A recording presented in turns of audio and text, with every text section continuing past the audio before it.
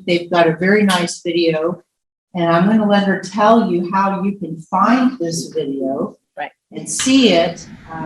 CSDP Association has a YouTube channel, right?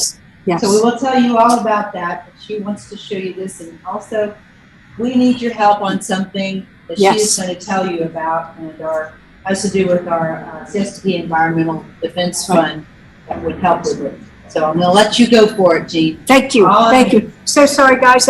Again, with the technology, we're trying some different things now to improve the microphone, so we didn't quite get it, but we'll get it next time. Our project is to rebuild habitat. You guys have heard me talk about it. This is a model of what a mini reef looks like that goes under docks that we're using. And the idea here is that we have a lot of seawalls, concrete out there, but we don't have a lot of fish and manatee and other wildlife habitat, sea life habitat. This sits in the water under a dock, floats on pulleys that move back and forth and in the wave. Very light, it's polycarbonate, so it will not damage the dock. And then the fish come in the bottom, the hide will come around it, etc. The oysters go on the shelves and they end up cleaning our water. This is really excellent for being able to build our habitat. The second thing I want to show you is this comes from our Outdoor Academy. The students have been looking at how they can build different kind of habitat for seawalls or under docks, and we're giving these away free. I will make sure that when Joyce sends out an e-blast, I get a list of people that want them. They're free from the children at Outdoor Academy. They're building them, and they just get hooked to a dock or a seawall, and then they act as habitat again where fish and wildlife can attach to them, and they'll grow on this. So that's a free thing that we're doing. And we're trying to involve both our colleges. We've got students from Outdoor Academy, and then Ringling. We're going to involve Ringling students, and we've got Eckerd College helping train scientists. So we're doing a number of things. We're trying to bring the younger people in to help put our water back in shape. Now, what I've got here, I'm going to go ahead and go back to my position. I'm going to let Phil go next. And what we have, let me pull it, get down to this down. Phil, we're ready for you. Can you see my screen? Yes, sir. The movie, the video? Yes, sir. All right, this is at Dave's dock, and I'm going to play this now, and I'll talk over it. Trying to get out. There you go. And you can see Dave's dock at the upper right, and if you looked at my picture on the Zoom, you can see the same mini reef in the background creating fish. But we had a huge school of fish come through, and we weren't sure what they were, and I talked with Dr. Schlescher over at Moat, and it turns out that they're all clear? Everybody can see it? Yes, sir. Okay. It's mullet and a school of Jack Crevalle. At first we thought they might be black-tip shark, and New College got very excited about it. But they're in there feeding on something. Now mullet eat detritus, and maybe the mini reefs are now providing some detritus for them to eat. The Jack Crevalle like to eat minnows, so maybe they're starting to do more. Now it would be good if these docks across the way had more mini reefs, and we could start providing a lot more fish. Now this dock is located by the bottom of the Heart on the when Arbuckle dug the canal. It's a heart shape there, so everybody may know where that spot is. Maybe 3 or 4 different circles. Excuse me, anybody on the Zoom, if you're talking, please mute. Gosh, we got them at the right time. We got them in a feeding frenzy. Okay. Yep. So you can start seeing some S patterns there, and that might be the Jack Crevalle, which mingle around. There's other voices on here, I think. So. They're right in front of us. Look at that. There's a whole school right in front of us. Oh, well, that's the voice. That's my grandson. Yeah, Gene shot this one. So you can see some of the mullet twirling there, which is a great sign because this is so far up in the canal. And it's a good thing. There's a mullet there. And so this is good if they come up this far. Now, Ringling College is going to get an acoustic microphone because fish communicate with sound, the shrimp sounds and this sort of thing. So maybe that's how they figure out where things are. They probably talk to each other a little bit. All right, so this one's coming to an end, and I'm going to go to the next one. I think I need to change this. How do I change it, Gene? You gotta go ahead and stop sharing. Yeah, well, I don't see it. Okay. Hold on. Gotta find Oh, it. Stop sharing and start the other one. So this is Dave's dock. It's the one right in the village across Stop from sharing. Okay, the got it. Heart. Stop Palm sharing. Island. There you go. Now you can go back. Now, next one we're going to show is in one of our areas, a testing area. And that area is going to be over on the Sandies. And what we are doing is we're testing dissolved oxygen. We found, and I'll show you in a minute some of our statistics, found a number of areas in the canal had very low oxygen. So we got a grant to create and build dissolved oxygen that we're actually introducing into the water. And what we're finding is that dissolved oxygen has brought in a lot of the larger fishes. In fact, some people are fly catching off of the docks 22-inch tarpon. Okay, that's what we're seeing. So by putting the dissolved oxygen in, we're seeing a lot of changes. So what we've done, this is 6 months, and Phil's going to show you where we started. This is where we started, and then next month we'll show you where we are after 6 months. Go ahead, Phil. All right, so this one's a little different. This is part of our grant that we got from the Sarasota Bay Estuary Program. No, this one's not showing. This one I know. is not. Okay. You can. Here's the big. You see that now? Yep, got it. Okay. I'm just wanted to set you up on this Sarasota Bay Estuary Program. We applied for a grant, and we're going to do aeration to bring in some dissolved oxygen, because anything below 5 milligrams per liter is stressful on fish. And we found in this particular canal, in this section of canals, that a lot of it is a lot below that. And the goal would be to get to about 9.5. So this is kind of, if you saw the movie Don't Look Up, this is the one Don't Look Down, because this is a thing we have to solve. So I'm going to play it now, and it's narrated. This is our report to show you what's going on one of our projects in the Sandy Cove area. We had a grant from the Sarasota Bay Estuary Program to install aeration in an area of the canal that was practically a dead zone. Maybe it is a dead zone with low dissolved oxygen. It was built in 1957, 67 years ago.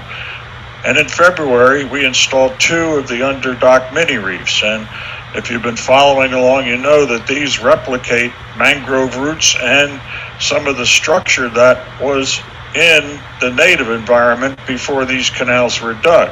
And they were not dug with any structure, and they became dead zones. On September 14th, we used the grant money to buy an aeration system. And we had hoped to see these mini reefs really starting to produce, as other areas where the water quality was better. But sadly, there's very low colonization, low dissolved oxygen. We expected to see polychaeta worms, but all we saw was 1 minnow. So we installed the system with weighted air hoses and diffusers, and you can see the little pump is the little green box over to the side, and we put the diffusers at both ends of the dock, so as the tide goes in and out, it would send the oxygen down under the dock. And now you can see the bubbles starting to come up. This is oxygen going into the water. Very low electricity, no noise, very quiet, easy to install. And we're doing another study next week in January 14th to see what the colonization will be. Will the canal be dead, or will it be coming alive? Join us. So that's our project now. We're kind of excited about it, and we'll see what goes on. Now, other reefs we have around are filled with fish, so it depends on the water quality and what's coming on. But we've only been doing this for a year, so it's kind of exciting. So I'm going to stop sharing now and hand it back to you, Gene, okay? Okay. All right, see what you can do. That looks good. So you're going to hit the stop share, right? I did that. All right, and then you're going to, I'm going to remove you from the host. Okay. Oh, I can't. You have to remove yourself. So I hit end? Go to the participants. See the participants on your screen? Right. All right. Look at the list of participants and exit as a host.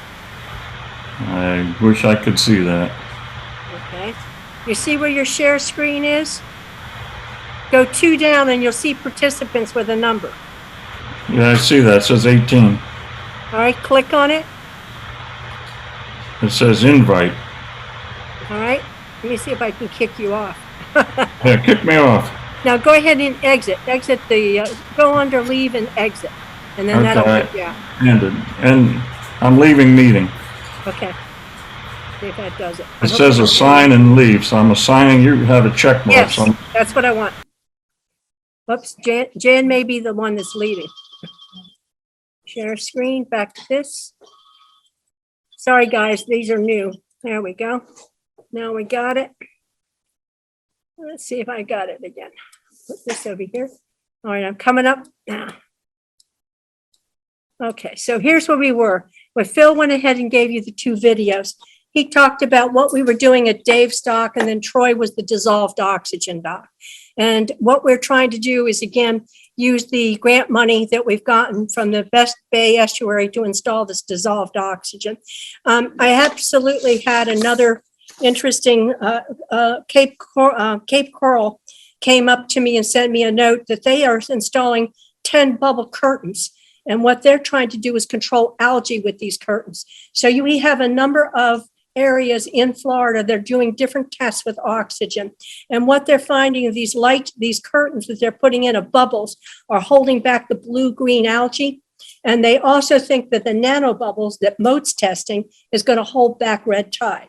So we have 3 different kinds of things that are coming. It'll improve the red tide. It will diminish the duration of it.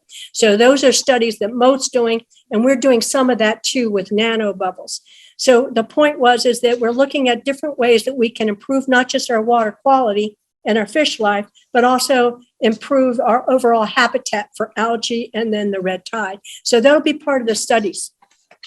To do this, what I need next, I wanted to show you, these are the kinds of data measures we're taking on the canal. We're going out in kayaks. My guys are doing 9 miles in a kayak and trying to do water testing by leaning over a kayak. We now have about 3 people that have signed up to help us with boats, so we can go out on the boats, which will make it a lot easier to cover that territory.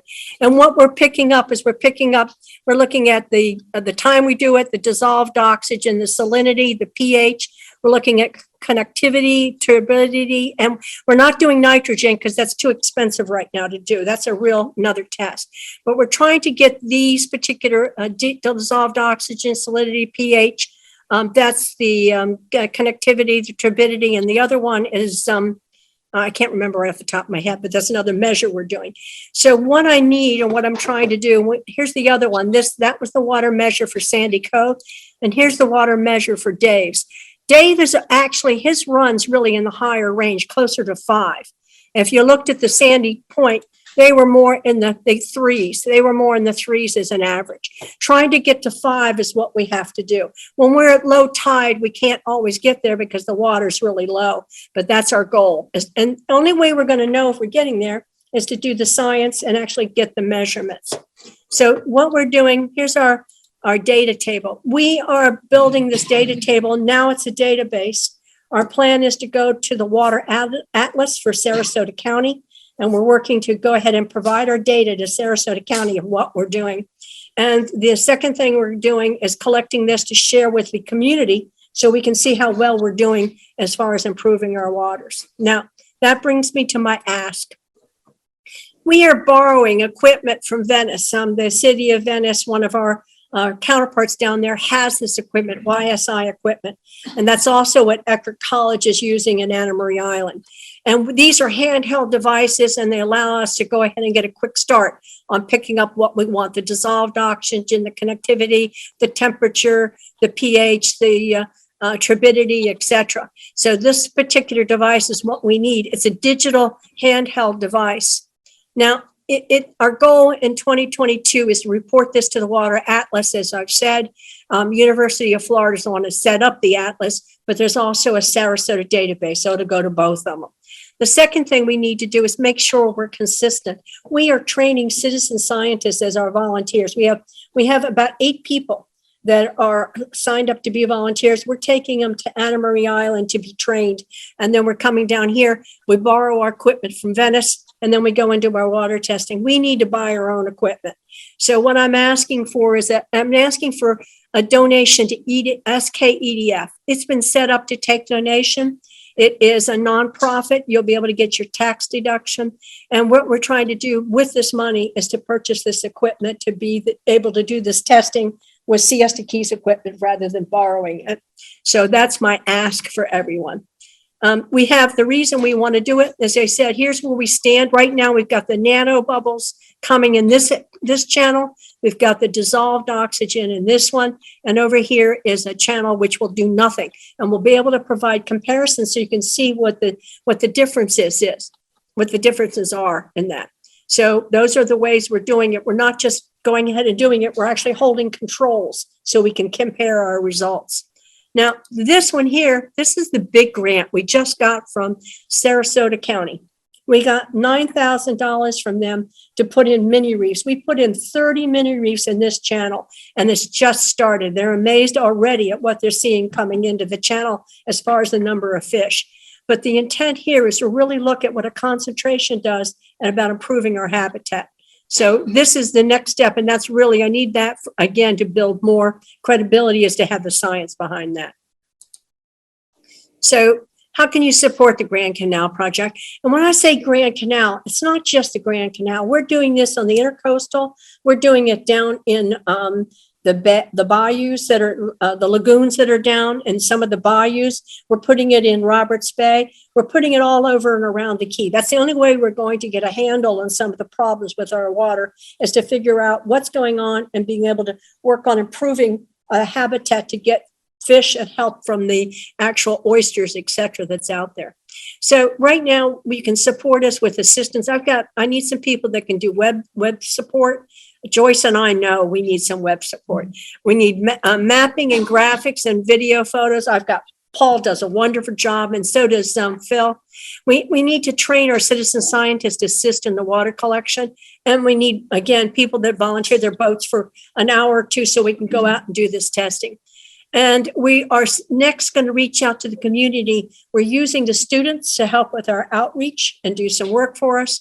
And then if you could donate to SKEDF, nonprofits, tax deductible, that would really help.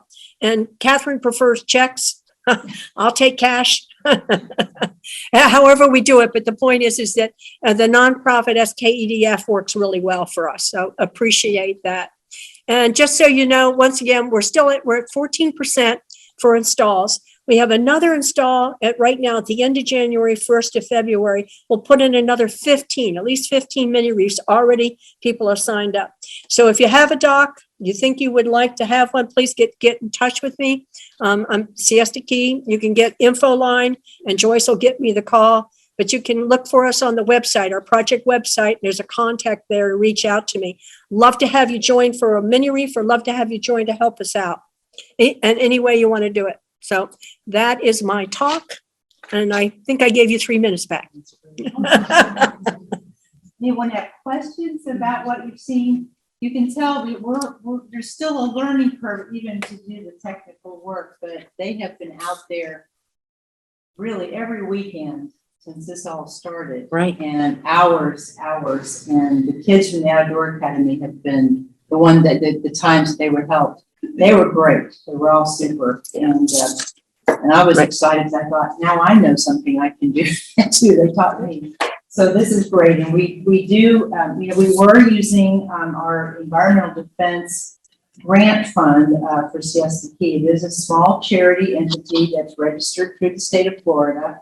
And you can get a complete deduction. I know many times people have told us they have retirements or they have something from a company they work for. If they want to donate through that, they can, and it can come straight into the SKEDF. And because we are a small charity, we don't really try to compete with the big people like Mo, the folks that do so much, but we do it properly, and you can always look us up and see what we have in our fund and what we're doing, and we hope that if you want to take advantage of that, you will. And yes, it's always better to do a check, because if you use a credit card, it's easy, but we know how that goes with the stuff they keep from it. If you want to use a credit card, though, you certainly can. So think about that for the future. And I guess that was it. And we are Thank really getting some really fun stuff. And what's even better is that we're starting to develop a network now with other real scientists that have been involved with all of this work on red tide and lots of other things. And our network is really increasing. And that means that we also have a lot more people that are interested here in what's going on. And we also think indirectly and maybe directly, it will help us with some of the projects that we are concerned about, the development that's going on, the changes in the infrastructure issues, because we're trying to clean up the waters and the canal itself. And indirectly, having had some results from that, it may actually be data we can use to keep our waters secure down the road. You know, when you have data to point to the water quality and the difference in it, then you have data to say, this is the baseline, you can't deviate from that. This is what we have. And that can make a big difference down the road. If the dredge comes back, someday they will want to take more sand. And we know what's happened to the seagrass, we understand that. So this is a small part, but I think it can be a very significant piece of data to hold on to for other things. So we're building this right now. Okay. That's great. Thanks a lot. No, thank you. Catherine, we've had five installs. We put in approximately 110 mini reefs with those 5 installs. We have 180 in the canal now. So anyway, that's where we see the group. All right, the next round. Anybody else? Any questions? Thank you so much.